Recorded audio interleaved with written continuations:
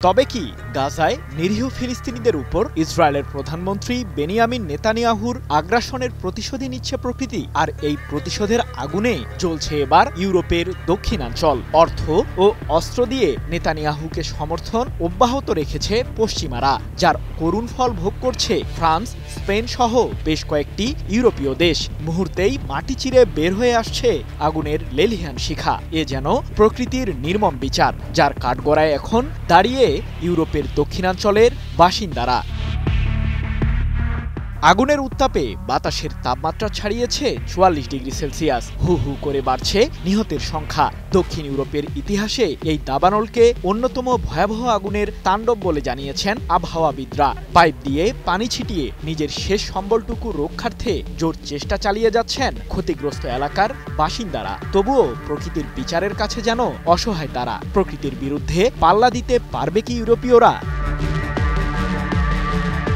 ফিলিস্তিনের গাজায় স্বাধীনতাকামী সংগঠন হামাসকে নির্মূলের তকমা দিয়ে গণহত্যা চালিয়েই যাচ্ছেন নেতানিয়াহু। প্রতিদিনই বাড়ছে নিহতের সারি, আর এই সারিতে রয়েছে অসংখ্য নারী ও শিশু। নিহতের এই মিছিলের সংখ্যা ছাড়িয়েছে ৬১,০০০, আর আহত অন্তত ১.৫ লাখ নিরীহ ফিলিস্তিনি। গাজায় তাণ্ডব চালিয়ে যেতে ইসরায়েলকে সহায়তা করতে পাশে রয়েছে যুক্তরাষ্ট্র ও ইউরোপের বেশ কয়েকটি দেশ। তবে প্রকৃতি শুরু করেছে তার তাণ্ডব লীলা।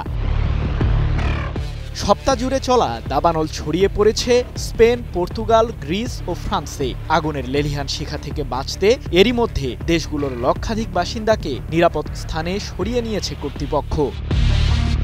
প্রকৃতির শুরু করা এই যুদ্ধের বিরুদ্ধে কাজ করে যাচ্ছে হাজার হাজার দমকল কর্মী। স্পেনের জাতীয় আবহাওয়া সংস্থা জানিয়েছে, ছড়িয়ে পড়া দাবানলের কারণে বাতাসের তাপমাত্রা ৪৪ ডিগ্রি সেলসিয়াস ছাড়িয়ে যাবে। সমগ্র দেশেই আগুনের ঝুঁকি খুব বেশি বলেও সতর্ক করেছে সংস্থাটি। ১৭ আগস্ট এক প্রতিবেদনে এমন তথ্যই জানিয়েছে ব্রিটিশ সংবাদ মাধ্যম বিবিসি।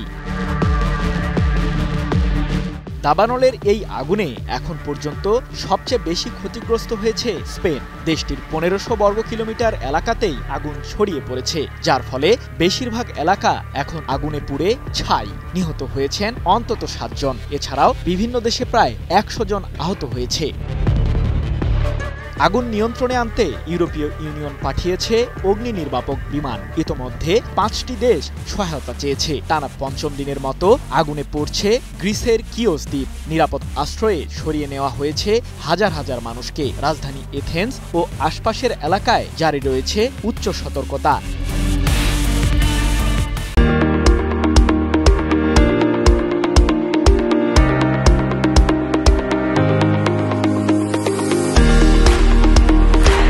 দাবানলের কারণে গণপরিবহন ব্যবস্থা ব্যাহত হয়েছে, বিভিন্ন মহাসড়ক বন্ধ করে দিতে হয়েছে এবং উচ্চগতির রেল পরিষেবা স্থগিত রাখা হয়েছে। ইউরোপীয় বন দাবানল তথ্য ব্যবস্থার মতে চলতি বছরে এখন পর্যন্ত স্পেনে ৩,৯০,০০০ একরের বেশি এলাকা পুড়ে গেছে। অন্যদিকে স্পেনের প্রতিবেশী দেশ পর্তুগালে অন্তত ৭টি বড় দাবানলের বিরুদ্ধে লড়াই করছে প্রায় ৪,০০০ দমকল কর্মী। সৃজন মাহমুদ, নিউজ 24।